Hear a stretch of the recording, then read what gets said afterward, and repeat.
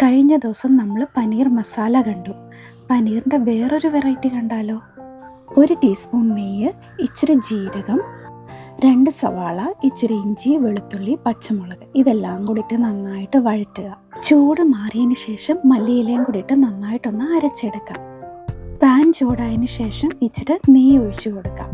അതൊന്ന് ഉരുകി വരുമ്പോൾ പച്ച മസാല അതിനകത്തിട്ട് നന്നായിട്ട് എണ്ണ തെളിയുന്നിടം വരെ ഒന്ന് വഴറ്റുക. 1 കപ്പ് കട്ട ഉടച്ച തൈര് നന്നായിട്ടൊന്ന് മിക്സ് ചെയ്യാം. 1 teaspoon pepper powder, 1 teaspoon cinnamon powder, ആവശ്യത്തിന് ഉപ്പിട്ട് നന്നായിട്ടൊന്ന് മിക്സ് ചെയ്യാം. അതിനുശേഷം ഇച്ചിരി ചൂടുവെള്ളം നമുക്ക് ഒഴിച്ചു കൊടുക്കാം. അത് നന്നായിട്ടൊന്ന് തിള വന്നതിന് ശേഷം പനീറിൻ്റെ ക്യൂബ്സ് ഇട്ട് കൊടുക്കാം. ഒന്ന് കുറുകി വന്നതിന് ശേഷം നമുക്കിത് സെർവ് ചെയ്യാം.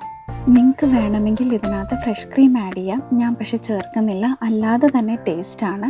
ചപ്പാത്തി, ദോശ, ചോറ് ഇതിൻ്റെ കൂടെ ഒക്കെ ടേസ്റ്റാണ്. എല്ലാവരും ഒന്ന് ട്രൈ ചെയ്യണേ. ബൈ.